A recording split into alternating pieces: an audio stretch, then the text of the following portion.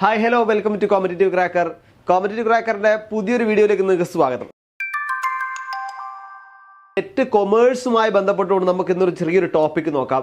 അപ്പോൾ ടോപ്പിക്കുമായി ബന്ധപ്പെട്ട് ചെറിയൊരു കാര്യം നമുക്ക് ഡിസ്കസ് ചെയ്യാം. അതാണ് ഇന്നത്തെ നമ്മൾ പ്രധാനമായിട്ട് എടുക്കാൻ പോകുന്നത്. നമുക്ക് നമ്മുടെ നെറ്റ് കൊമേഴ്സുമായിട്ട് ബന്ധപ്പെട്ട് വളരെ ഇമ്പോർട്ടൻ്റ് ആയ കാര്യമാണ് മാർക്കറ്റിംഗ് മാനേജ്മെൻറ്റ് അല്ലേ. മാർക്കറ്റിംഗ് മാനേജ്മെൻറ്റ് എന്ന് പറയുമ്പോൾ തന്നെ ഇവിടെ നമ്മൾ ശ്രദ്ധിക്കേണ്ട കാര്യം ഒരുപാടുണ്ട്. എന്തൊക്കെ ശ്രദ്ധിക്കേണ്ട കാര്യം നോക്കൂ. നമ്മളിവിടെ മാർക്കറ്റിംഗ് മാനേജ്മെൻറ്റ് പറയുന്ന സമയത്ത് ഇവിടെ ഉള്ളിൽ നമ്മൾ വിചാരിക്കുന്ന എല്ലാ കാര്യങ്ങളും നമുക്ക് അറിയുന്നതാണ് അല്ലേ. ഇവിടെ നമ്മൾ പറയുന്ന പ്രൈസ് നമുക്കറിയുന്ന കാര്യമാണ് അല്ലേ. നമുക്കറിയുന്ന പ്രമോഷൻ നമുക്കറിയുന്ന കാര്യമാണ്.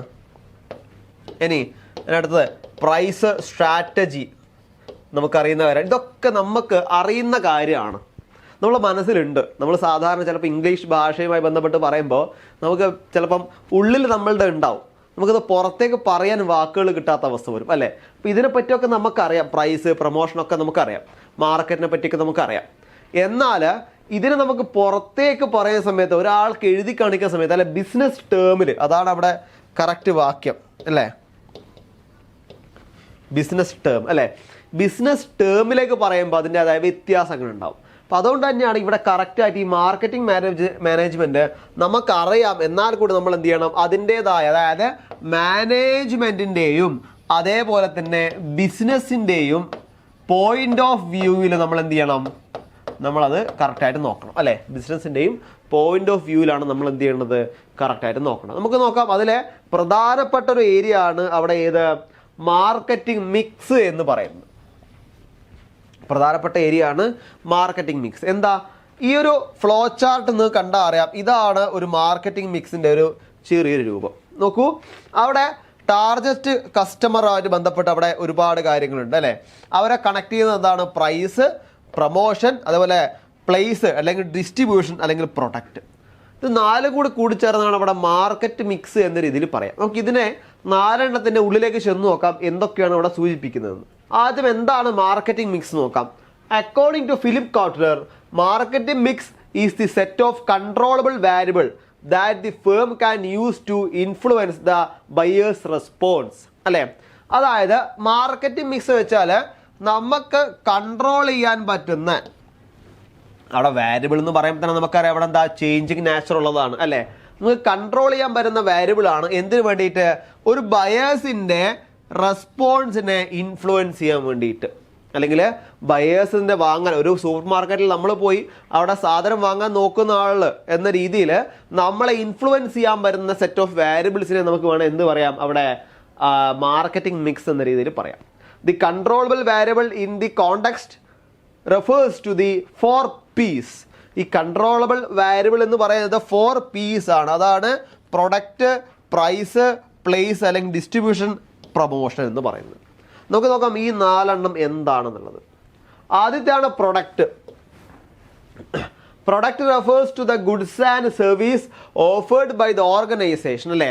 ആ ഓർഗനൈസേഷൻ എന്ത് ചെയ്യുന്ന കൊടുക്കുന്ന ഗുഡ്സ് ആൻഡ് സർവീസുകളാണ് നമ്മൾ എന്ത് പറയാം, പ്രൊഡക്റ്റ് എന്ന രീതിയിൽ പറയാം അല്ലേ. നോക്കാം നമുക്ക്.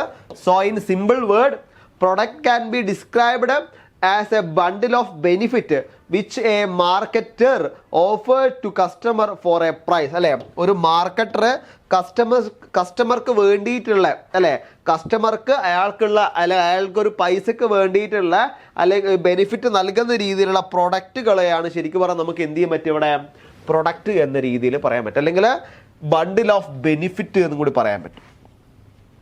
ഒരാൾ നമ്മൾ കടയിൽ പോയി കഴിഞ്ഞാൽ നമുക്ക് വേണ്ടുന്ന സാധനമാണ് വാങ്ങേണ്ടത് അല്ലേ. ഒരു ബണ്ടിൽ ഓഫ് ബെനിഫിറ്റ് ആണ് അവിടെ സൂചിപ്പിക്കുന്നത്. അപ്പോൾ ആ ബണ്ടിൽ ഓഫ് ബെനിഫിറ്റിനെയാണ് നമ്മൾ എന്ത് ചെയ്യുക, സിമ്പിളായിട്ടും പ്രൊഡക്റ്റ് എന്ന് പറയാം. ഇനി പ്രൊഡക്റ്റ് കഴിഞ്ഞാൽ അടുത്ത പി എന്താണ്, പ്രൈസ് ആണ്. വളരെ ഇമ്പോർട്ടൻ്റ് ആണ് പ്രൈസ്. എന്താ, price is the amount charged for a product or service അല്ലേ. അതായത് നമ്മളെ പ്രൊഡക്റ്റോ സർവീസിനോ അതിൻ്റെ മുകളിൽ ചാർജ് ചെയ്യപ്പെട്ട എമൗണ്ടിനാണ് നമ്മൾ അവിടെ എന്ത് പറയുന്നത്, പ്രൈസ് എന്ന് പറയുന്നത്. അതായത് ആ പ്രൊഡക്റ്റോ സർവീസിൻ്റെ മുകളിൽ ചാർജ് ചെയ്യപ്പെട്ട എമൗണ്ടുകൾ. നോക്കൂ, it is the second most important element of the marketing mix. Marketing മിക്സിൻ്റെ ഏറ്റവും രണ്ടാമത്തെ വലിയൊരു എലമെൻറ്റ് കൂടിയാണ് എന്ത് പറയുന്നത്, അവിടെ പ്രൈസ് എന്ന് പറയുന്നത്. Fixing the price of the product is a tricky job അല്ലേ. അതായത് ഒരു പ്രൊഡക്റ്റിനെ പ്രൈസ് ഫിക്സ് ചെയ്യാന്ന് വെച്ചാൽ ഒരു ട്രിക്കായിട്ടുള്ള ജോബാണ്. കുറച്ച് അധികം നേരം നമ്മൾ ഇരുന്ന് ചിന്തിക്കേണ്ടതായിട്ടുള്ള ജോബാണ്. കാരണം എന്താ, ആ പ്രൊഡക്റ്റിന് എന്തൊക്കെ നോക്കണം, അതിൻ്റെ ഫാക്ടേഴ്സ് എന്ന രീതിയിൽ കോസ്റ്റ് നോക്കണം, അതേപോലെ കൺസ്യൂമേഴ്സിൻ്റെ എബിലിറ്റി ടു പേ നോക്കണം, അതിൻ്റെ പ്രൈസ് ചാർജ് ചെയ്യുമ്പോൾ കോമ്പറ്റീറ്റേഴ്സ് എത്രത്തോളം ചാർജ് ചെയ്യുന്നുള്ള കാര്യം നോക്കണം, അതുപോലെ ഗവൺമെൻറ് റെസ്ട്രിക്ഷൻസ് ഉണ്ടെങ്കിൽ അത് നോക്കണം. ഇതൊക്കെ നോക്കിക്കൊണ്ടാണ് അവിടെ എന്ത് ചെയ്യുന്നത്, പ്രൈസ് അവിടെ ഒരു പ്രൊഡക്റ്റിന് ചെയ്യുന്നത് അല്ലേ. നമുക്കറിയാം, നമ്മൾ ഒരു പ്രൊഡക്റ്റ് നമ്മൾ സാധാരണഗതിയിൽ വായിച്ചാൽ അല്ലെങ്കിൽ സാധാരണ ഒരു കാര്യം വിചാരിച്ചാലും എന്ത് ചെയ്യാം, ഈ കാര്യം ഈസി ആയിട്ട് പഠിക്കും അല്ലേ. പ്രൈസ് നമ്മളിപ്പോൾ എന്തെങ്കിലും ഒരു പ്രൊഡക്റ്റ് ഉണ്ടാക്കാൻ വേണ്ടി നമുക്ക് വന്ന ചിലവ് 10 രൂപയാണെന്ന് വെച്ചോ. 10 രൂപയാണെങ്കിൽ നമ്മളത് വിൽക്കുമ്പോൾ 10 രൂപയ്ക്ക് ഒരിക്കലും വിൽക്കില്ല, 10 രൂപയ്ക്ക് വിൽക്കില്ല, 10 രൂപയിൽ താഴേക്കും വിൽക്കില്ല. മിനിമം 10 രൂപയ്ക്ക് മുകളിലായിട്ടേ നമുക്ക് വിൽക്കുള്ളൂ. അപ്പോഴേ നമുക്ക് എന്ത് ലഭിക്കുള്ളൂ, അവിടെ ലാഭം അല്ലെങ്കിൽ പ്രോഫിറ്റ് ലഭിക്കുള്ളൂ അല്ലേ. അപ്പോൾ അതുകൊണ്ട് തന്നെയാണ് നമ്മളിവിടെ ഒരു പ്രൊഡക്റ്റിൻ്റെ പ്രൈസ് തിരഞ്ഞെടുക്കുന്ന സമയത്ത് അതിൻ്റെ ഡിമാൻഡ് നോക്കണം, അതിൻ്റെ കോസ്റ്റ് നോക്കണം, കൺസ്യൂമേഴ്സിൻ്റെ എബിലിറ്റി, അത് വാങ്ങാനുള്ള എബിലിറ്റി നോക്കണം, കൂടാതെ കോമ്പറ്റീറ്റേഴ്സ് കൊടുത്ത പ്രൈസിൻ്റെ സ്ട്രാറ്റജി നോക്കണം, കൂടാതെ ഗവൺമെൻറ് റെസ്ട്രിക്ഷൻസും കൂടെ നോക്കണം. ഇതാണ് പ്രൈസിൻ്റെ കേസിൽ നമുക്ക് ആദ്യം പറയാനുള്ള കാര്യം. ദെൻ പ്രൈസ് കഴിഞ്ഞ പ്ലേസ് ആണ്. Goods are produce to be sold to the consumers. അവിടെ എവിടെ നിന്നാണോ ഗുഡ്സ് സോൾഡ് ചെയ്യുന്നത്, പ്രൊഡക്റ്റ് എന്തിനു വേണ്ടിയിട്ട്, വിൽക്കാൻ വേണ്ടി പ്രൊഡ്യൂസ് ചെയ്യുന്നത് എവിടെ നിന്നാണോ അതിനാണ് നമ്മൾ എന്ത് പറയുക, പ്ലേസ് എന്ന് പറയാം. The must be made available to the consumers at a place where they can convenient make purchase അല്ലേ. അവർക്ക് എന്ത് ചെയ്യണം, അവർക്ക് കൺവീനിയൻ്റ് ആയിട്ട് പർച്ചേസ് ചെയ്യുന്ന ഒരു സ്ഥലത്തായിരിക്കണം നമ്മൾ എന്ത് ചെയ്യേണ്ടത്, നമ്മളെ ഒരു പ്ലേസ് അല്ലേ, നമ്മളെ ഗുഡ്സ് നിർമ്മിക്കാൻ ഉപയോഗിക്കുന്ന സ്ഥലം. അതാണ് അവിടെ എന്ത് ചെയ്യുന്നത്, പ്രധാനമായിട്ടും പ്ലേസിനെ പറ്റി പറയുന്നത്. ദ ലാസ്റ്റ് വൺ ആണ് പ്രൊമോഷൻ. എന്താ പ്രൊമോഷൻ എന്ന് വെച്ചാൽ, if the product is manufactured keeping the consumer's need in mind, is rightly priced and made available to outlet convenient to them, but the consumer is not made aware about its price, features, availability, etc., it is marketing effort may not be successful അല്ലേ. അതായത് നമ്മൾ ഒരു സാധനം കണ്ടുപിടിക്കുക, അല്ലെങ്കിൽ നമ്മൾ സാധനം എന്ത് ചെയ്തു മാർക്കറ്റിലേക്ക് ഇറക്കുന്നുണ്ടെങ്കിൽ അതിന് പ്രൈസൊക്കെ ചെയ്ത് കഴിഞ്ഞാലും അത് അവരുടെ കസ്റ്റമേഴ്സിൻ്റെ മനസ്സിലേക്ക് എന്ത് വേണം, അതിനെപ്പറ്റി എത്തണം, കസ്റ്റമേഴ്സിൻ്റെ മനസ്സിൽ അതിനെപ്പറ്റി എത്തണം. അതിനെപ്പറ്റി എത്തിക്കാൻ വേണ്ടിയിട്ടാണ് ഇവിടെ എന്ത് പ്രൊമോഷൻ പർപ്പസ് നമ്മൾ പറയാം അല്ലേ. ഒരുപാട് പ്രൊമോഷൻ പർപ്പസ് ഉണ്ട്. അഡ്വർടൈസിംഗ് ഒക്കെ ഒരു പ്രൊമോഷൻ പർപ്പസിൽ വരുന്ന സാധനങ്ങളാണ്. അപ്പോൾ ഈ ഒരു മാർക്കറ്റിംഗ് ട്രിക്കാണ് ശരിക്കും പറഞ്ഞാൽ നമുക്ക് എന്ത് സക്സസ്ഫുൾ ആവുക. ഏതാണ് മക്കളെ, പ്രമോഷനാണ് അവിടെ ശരിക്കും പറഞ്ഞാൽ നമുക്ക് എന്ത് ചെയ്യാൻ പറ്റുക, സക്സസ്ഫുൾ ആക്കാൻ ഒരു മാർക്കറ്റിനെ അല്ലെങ്കിൽ നമ്മളെ പ്രൊഡക്റ്റിനെ ഏറ്റവും കൂടുതൽ മുന്നോട്ട് വന്ന് നമ്മൾ സക്സസ്ഫുൾ ആക്കാൻ വേണ്ടി പറ്റുന്ന ഏതാണ്, പ്രമോഷനും കൂടിയാണ്. അപ്പോൾ ഇതാണ് നമുക്ക് 4 P's പറ്റി പ്രധാനമായിട്ടും പറയാനുള്ളത്. നമുക്കറിയാം നമ്മളുടെ സ്വപ്നം അല്ലേ, ഒരു PG കൊമേഴ്സിൽ PG കഴിഞ്ഞ ഒരാളാണെങ്കിൽ അവരുടെ സ്വപ്നം അധ്യാപനമാണെങ്കിൽ നിങ്ങൾക്ക് ഏറ്റവും നല്ലൊരു ഓപ്ഷൻ എന്താണ്, നെറ്റ് അല്ലെങ്കിൽ എന്താണ് JRF ആണ്. അപ്പോൾ അതിനുവേണ്ടി നിങ്ങൾക്ക് മാക്സിമം പ്രിപ്പയർ ചെയ്യണം. കാരണം നെറ്റ് നേടിയെടുക്കുക എന്നത് ശരിക്കും പറഞ്ഞാൽ ഇപ്പോൾ നമുക്ക് ഇപ്പോഴത്തെ സമയത്ത് തന്നെ വളരെ ഇമ്പോർട്ടൻ്റ് ആയ കാര്യമാണ്.